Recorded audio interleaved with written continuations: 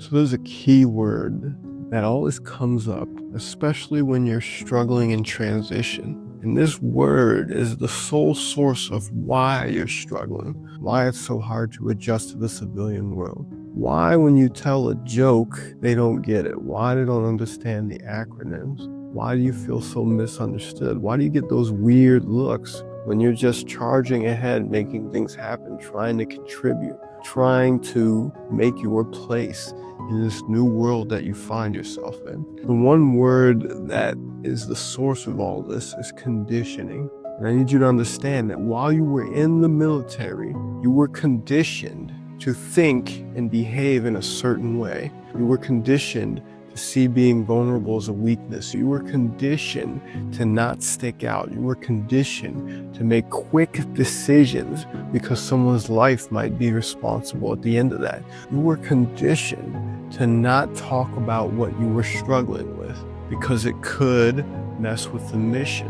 But now the mission has changed because you're out. The mission now is your health. When it isn't, the choice to not be here anymore might become more and more real for you because you feel like you're disconnected and you're isolated from everything. And I need you to understand that you're not going crazy and that this is not something new. There are so many others struggling with that, especially in our community at Before 22. And the key to getting through that is to start making your physical and your mental health a priority.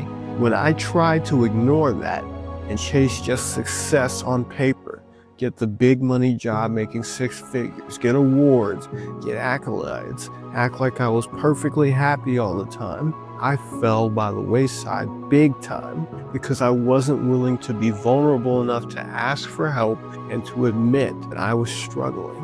I want you to change that, and you have to change it by understanding that you were built to be the way you are right now. You have to undo it because the VA won't teach you how to do that.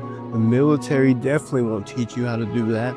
It's up to us to help each other out and teach each other how to redo this conditioning that we receive so that we can thrive now that we're out. And the best way to do that is to be a part of a community where there are people at different walks of life, different steps of this transition out of the military that can reach down and pick each other up.